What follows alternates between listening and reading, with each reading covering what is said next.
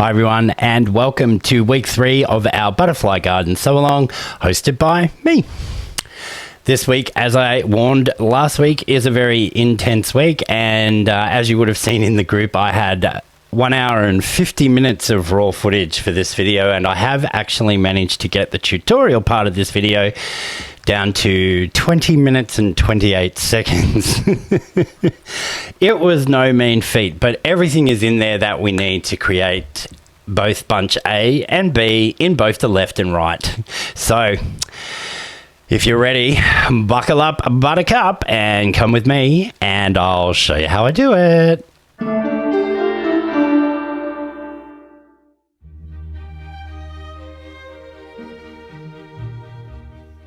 As per usual, folks, I have everything on the board in front of me cut out as per the pattern, which you'll find linked in the description box below or over on the Kendall's Quilting Corner Facebook group. We're going to set everything aside except our F and G squares to start, and we're going to take those and stitch a G square to our Fs. You will have half of your F squares left over because we then take that one and add it to the other side of the G square, creating the center of our flowers. I'll just give these a finger press as I go, and then once that's done, you can press this in towards the center or out towards those outside squares. The pressing direction here doesn't really matter.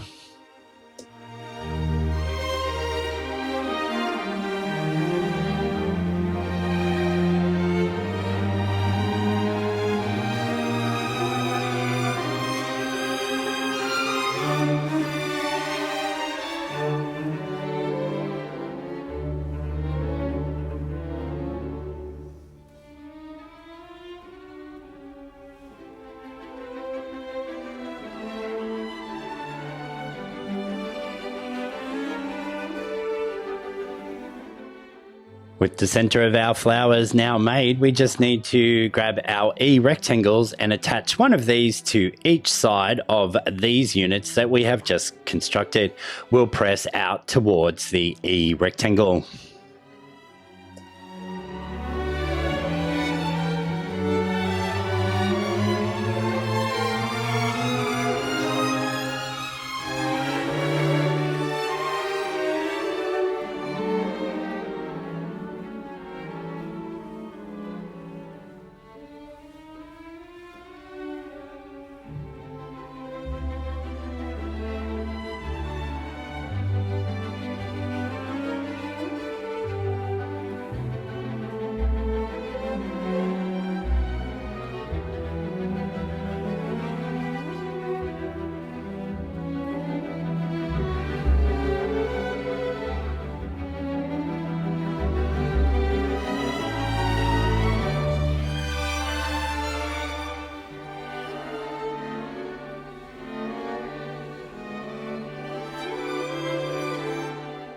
With all 6 of our flower units now made, we just need to grab in our A squares and add a sew and flip on all 4 corners of all 6 of these. So this is a total of 24 sew and flips, and yes, those squares are 1.5 inches. We're adding the sew and flip after piecing the actual flower block, so it will eliminate some of the bulk in those seam allowances.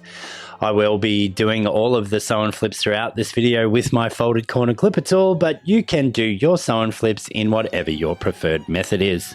I have shown various methods using various different rulers in the past catalogue of my videos. I can't tell you exactly what is in which, but I have shown all the different ways to do the sew and flips with whatever tool that you have. I do thank all of you that have shown me some support by using my shopping link to buy the folded corner clipper, but it isn't necessary. You can do this without it. It is just my preferred tool for doing these sew and flip corners.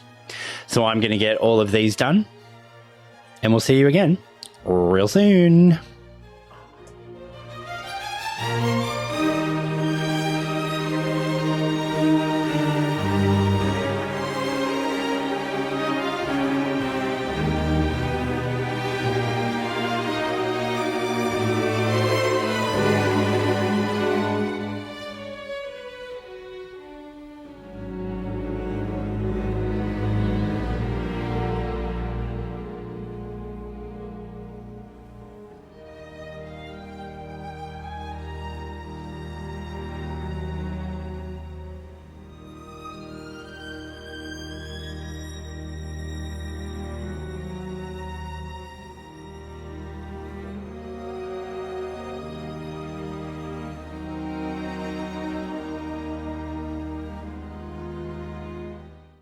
Okay, so you saw there how I chain pieced them through the machine and get them all done. Now, I didn't want to, on the video, go through and get all of them set up, and that is 30 minutes of footage, which I am going to cut out. But with all of those sew and flips on now, we will press all of those out away from the actual flower block, and putting them on after we've pieced the block together just prevents a little bit of bulk in those seam allowances. So go ahead and get all 6 of your little blooms done with their sew and flips on all 4 corners, and I'll meet you back at that point in time. A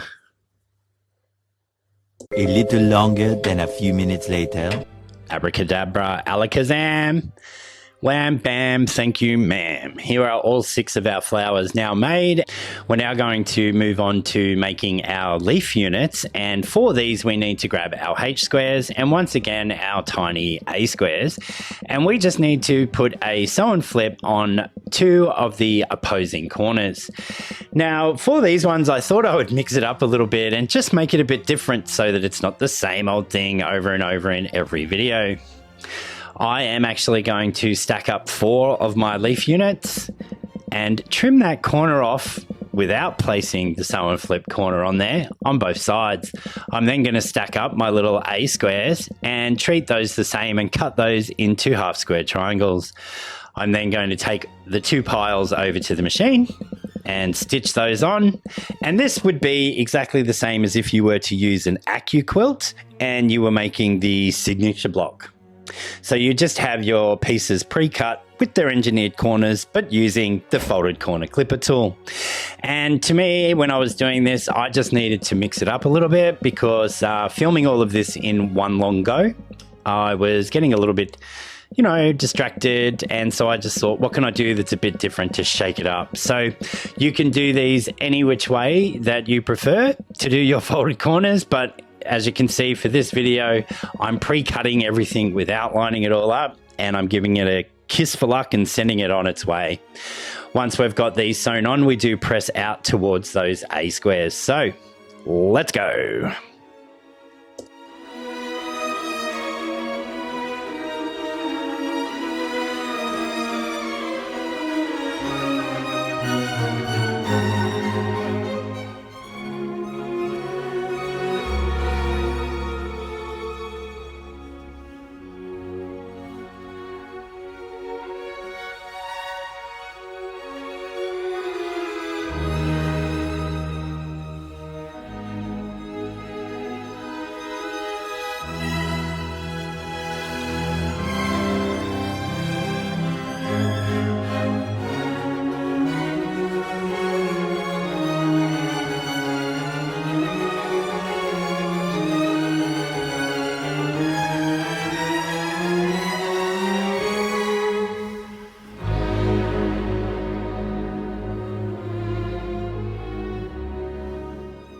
Correction. Looks like I press in towards the leaf fabric rather than out towards the sew and flip corner. Interesting.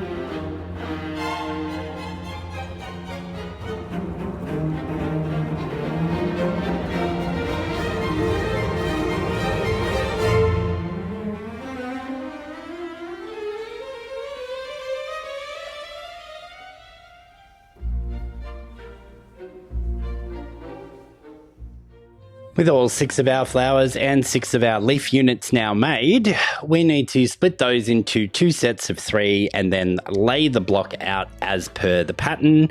And then we will simply just sew the sections together that make sense to create the final block. And I'll leave you to just watch my process rather than talking about it, because it's just a matter of sewing units together until we complete the block. And then we just need to make a mirror image, and bunch A of our flowers will be done.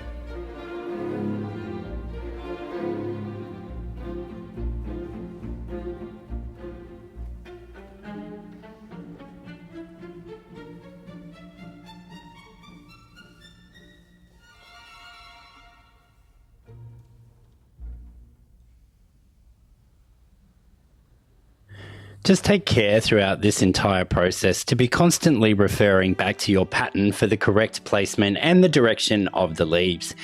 It will alleviate a lot of problems later, and hopefully this makes sense. Just keep sewing the sections together until we complete the whole block, constantly putting it back on our mat and double checking back with the pattern that we've got them in the correct placement.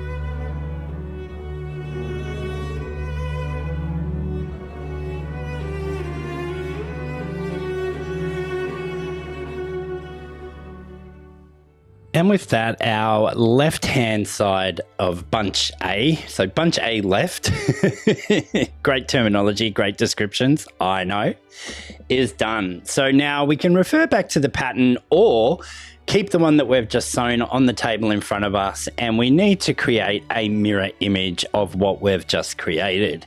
And this will give us a left and a right facing bunch of our nice little yellow flowers here. Once we've got this done, we will sew it again, just in all the sections as you saw me do before. And then we can move on to bunch B.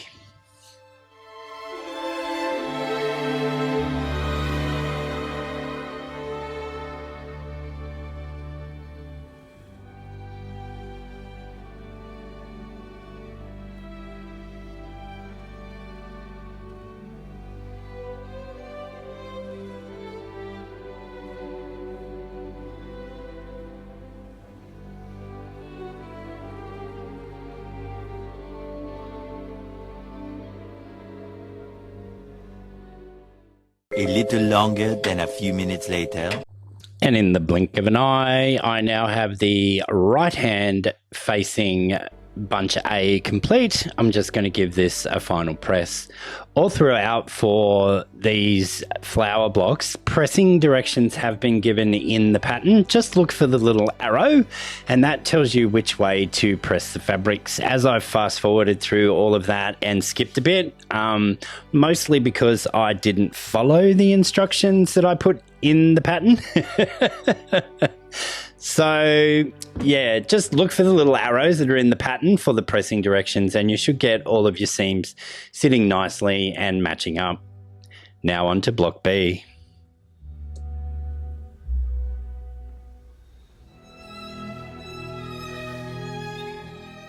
Okay, for bunch B, as you can see, I already have all of my flowers and leaves made. The only difference is that for 2 of the 8 flowers that we're making, we only put one E rectangle on and then sew and flip them separately because of the way this block needs to be constructed. So everything else is exactly the same, except this time we need 8 flowers and 8 leaves. But 2 of our flowers, we only leave like 2/3 done because we need the pieces separate to be able to sew this block together. So once again, for this, we will set it all out as per our pattern. And this is for the right hand bunch B. And I'll just let you watch me do that here. And once again, it's just piecing all of the sections together, and then finally keep going with sections, laying it back on the mat, constantly referring back to the pattern for the pressing directions and the placement once we've taken all of our little units over to the sewing machine, and we will get these done. And again, with bunch B, we do need to make a mirror image so that we have a right facing and a left facing one. Now in this video, I do make a small error when I'm attaching my sashing strips to the outside of these ones, and I do put them on the wrong sides. I did correct that when I came to put my quilt together, but I've just got this footage, so we'll stick with what we've got. Just follow the pattern for the correct placement of those sashing pieces, and Bob most definitely will be your mother's brother.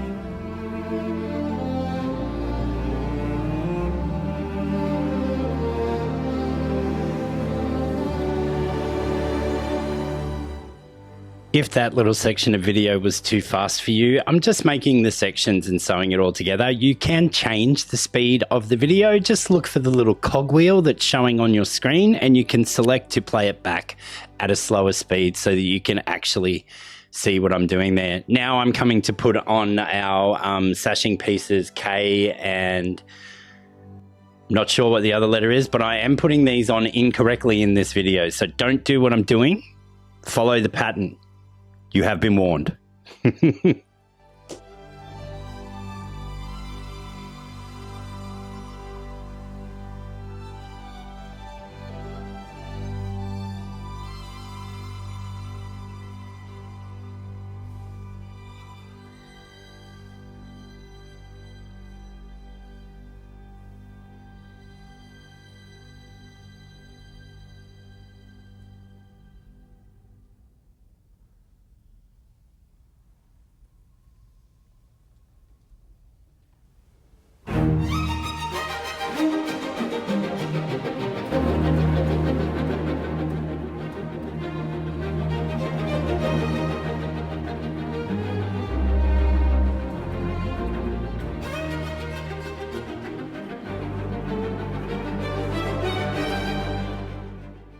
As you would have seen there, we just press out towards our sashing, but once again, I have put them on incorrectly. That long piece at the top there should be on the bottom. So don't do what I did in this video. Follow the directions as I said before. Now, also, we just need to make a mirror image of this block in exactly the same way, and I am going to cut all of that footage out because we don't need to watch it over again, and if we do, we can just go back to the previous section. A little longer than a few minutes later. And just like that, through the power of video and the power vested in me, our right and left bunch B are done.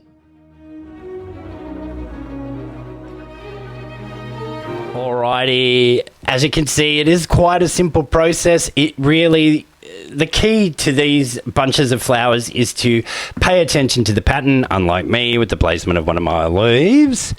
Anyway, it worked out. I still have mirror images. Meh, it's different to the pattern. Who cares?